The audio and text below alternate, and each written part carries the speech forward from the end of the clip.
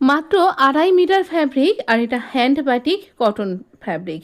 Cotton print নয়, একদম মোম বাটিক, মোম দিয়ে, গরম মোম দিয়ে যে প্রিন্ট করে তৈরি করা হয়, সেই রকমভাবে তৈরি করা এই বাটিক প্রিন্টটা তৈরি। এটা ভীষণ সুন্দর, মানে এর রঙও ওঠে না, যত পরবেন তত বেশি এটা নরম হতে থাকবে। আমি এখানে 2.5 মিটার ফ্যাব্রিক নিয়েছি। এখানে ফোল্ডেড পার্ট, যে সাইডটা উপরের দিকটা ফোল্ডেড সাইড, আমার দিকটাও ফোল্ডেড সাইড, এখান থেকে 6.5 ইঞ্চি আমি এই অবস্থায় ফ্যাব্রিকটা কাট করে নেব। 6.5 ইঞ্চ ফ্যাব্রিক আমি এখানে কাট করছি ফর স্লিভ। স্লিভ ডিজাইনের জন্য আমি এই ফ্যাব্রিকটা কাট করে নেব। এইভাবে যদি আমরা প্রথম থেকেই স্লিভের জন্য ফ্যাব্রিকটা কাট করে নিই, তাহলে স্লিভ এর জন্য মিনিমাম ফ্যাব্রিক আমার কাছে থাকবে, আর তখন ফ্যাব্রিক নিয়ে চিন্তা করতে হবে না। তো এইভাবে আমরা 4 ফোল্ড অবস্থায় এই ফ্যাব্রিকটা কাট করে নেব। গরমে এই রকম নরম যে কোনো ধরনের কুর্তি পরতে ভীষণ আরাম লাগে, আর সে আপনি ক্যাজুয়াল ওয়্যারেই পরুন বা আপনি অফিস ওয়্যার বা অন্যভাবেই পরুন না কেন। তো ডেলি ওয়্যার পারপাসের জন্য এটা ভীষণ কমফোর্টেবল। আমরা 4 ফোল্ড করে নিয়েছি, পুরো ফ্যাব্রিকটা ফোল্ডের সাইড আপনার দিকে রাখলাম। এবার ফ্যাব্রিকের যে উইডথটা সেটা হচ্ছে 17 ইঞ্চ। দেখুন এই অবস্থায় 17 ইঞ্চ রয়েছে। এখানে আমরা এই ওপর দিক থেকে ফোল্ডের সাইড থেকে আমি আমার পুরো শোল্ডার 16 ইঞ্চ, তার অর্ধেক 8 ইঞ্চিতে মার্ক করব শোল্ডারের জন্য। 1/2 ইঞ্চি ড্রপ দেব। আর এটা একটা নর্মাল কুর্তি ডিজাইন, তাই আমি এখানে 1/2 ইঞ্চিতে মার্ক করলাম।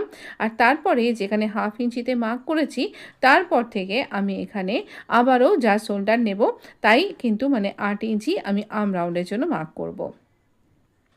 এবার এরপরে আমরা এখানে আমাদের চেস্টের জন্য মার্ক করব। এইখানে যে অংশটা দাগটা দিচ্ছি সেটা একদম সোজা অনেকখানি এক্সটেন্ড করব।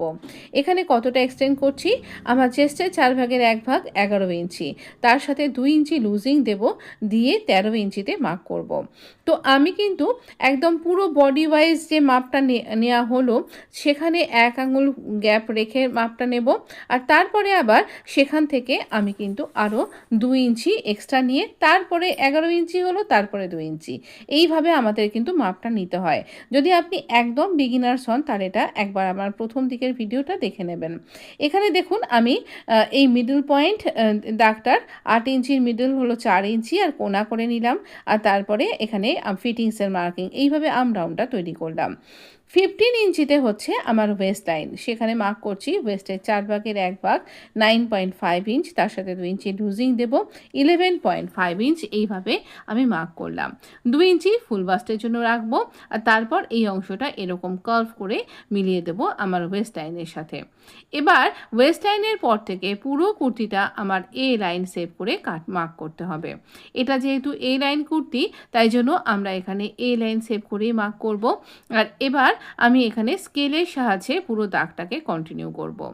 এখানে আমি কুর্তিটার শুধুমাত্র কাটিং পার্টটাই দেখাচ্ছি, তাই এই লাইন কুর্তির ওই নিচের যে ঘের করে গোল করে কাটিং অংশটা, ওটা আমি এখানে দেখালাম না। সেটা কেন দেখালাম না, সেটা আপনি পরের পার্টে বুঝতে পারবেন।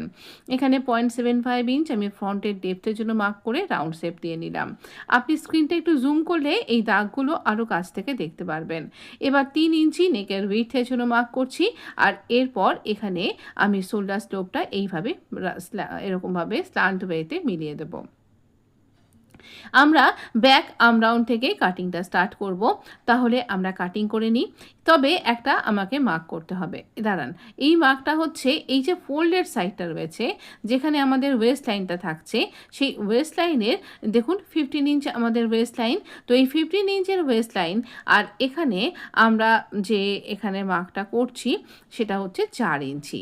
এটা মিডিয়াম সাইজের জন্য, আপনি একদম এক্সট্রা স্মলের জন্য 2.5 ইঞ্চিতে মার্ক করুন। বাকি আপনি এরপরে এইভাবে 1/2 ইঞ্চি 1/2 ইঞ্চি করে সাইজ অনুযায়ী এটা বাড়াতে থাকুন। তো দেখুন এখানে এই 4 ইঞ্চিতে কেন মার্ক করলাম, সেটা আমি এর পরের ভিডিওতে আপনার সাথে শেয়ার করছি।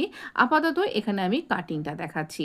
তো এই রকম মেজারমেন্ট নিয়ে আপনি যদি আপনার মেজারমেন্ট অনুযায়ী পরপর এই মেজারমেন্টগুলো যদি দিয়ে করেন, তাহলে আপনার কিন্তু সুন্দর একটা কুর্তি কাট করা হবে। আর এটা কিন্তু পরলে ভীষণ কমফোর্টেবল, আর সামারের জন্য ভীষণ সুন্দর। তবে এটা কিন্তু আপনি যে কোনো সিজনেও পরতে পারবেন। এটা একদম কটন বাটিক ফ্যাব্রিকের উপর। তো এটা বাটিক মোম বাটিক করা হয় এটা।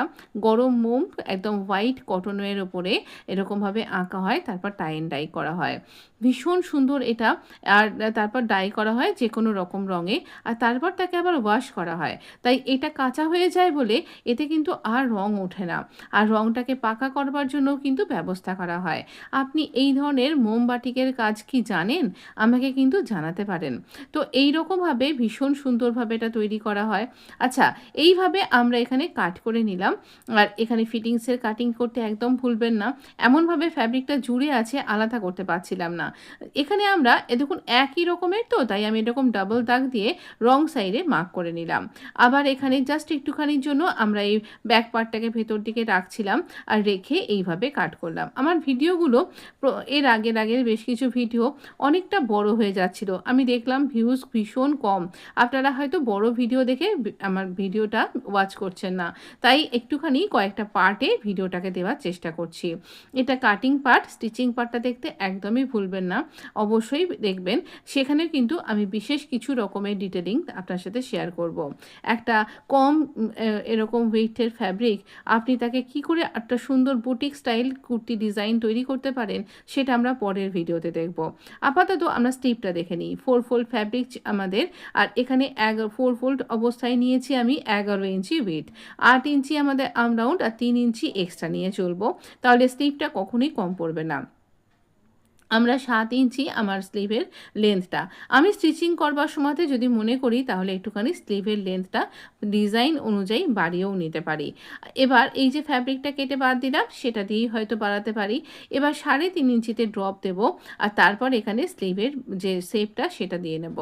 আমার এখানে এইরকমভাবে 2 ইঞ্চি আমি সব জায়গায় লুজিং দিলাম বলে তাই এখানেও কিন্তু 2 ইঞ্চি লুজিং দিলাম। তারপর স্লিভ রাউন্ডটা ড্র করলাম আর তারপর এখানে আমি স্লিভের বটম রাখছি 7 ইঞ্চিতে। 7 ইঞ্চ আমার এখানে স্লিভ বটমটা রয়েছে। আর তারপর এখানে এইভাবে আমরা দাগ দিয়ে দিলাম। একদম কেনা একটা কাপড়, সেটা একদম একটা রেক্ট্যাঙ্গেল অবস্থায় থাকে। তারপর তাকে কি করে ভাঁজ করবেন, কি করে তারপর সেটাকে কাটিং করবেন ঠিকঠাকভাবে, যাতে একটু ফ্যাব্রিক নষ্ট না হয়ে আপনি একটা সুন্দর কুর্তি ডিজাইন তৈরি করতে পারেন, সেটাই আপনার সাথে শেয়ার করবার চেষ্টা করলাম। ভিডিওটা যদি ভালো লেগে থাকে তাহলে অবশ্যই একটা লাইক দিতে ভুলবেন না। এই ধরনের ভিডিও নিয়মিতভাবে পাওয়ার জন্য আপনি আমার চ্যানেলটা সাবস্ক্রাইব করতে পারেন। আমি এখানে 0.75 ইঞ্চ ফ্রন্টের ডেপটা মার্ক করছি। আবারও বলছি, যদি দেখতে অসুবিধা হয়, বুঝতে অসুবিধা হয়, স্ক্রিনটা জুম করুন, তাহলে আরও ভালোভাবে স্পষ্টভাবে বুঝতে পারবেন। আমাদের স্লিভ কাট করা হয়ে গেছে। আমরা দেখা করব আপনার সাথে খুব তাড়াতাড়ি এই ডিজাইনটার আমরা পুরো স্টিচিং পার্টটা নিয়ে চলে আসব। সেই সময় আর অনুরোধ করব অবশ্যই আমার চ্যানেলটাকে সাবস্ক্রাইব করে পাশে থাকা বেল আইকনটা প্রেস করতে একদম ভুলবেন না। ভালো থাকবেন, সুস্থ থাকবেন। ধন্যবাদ।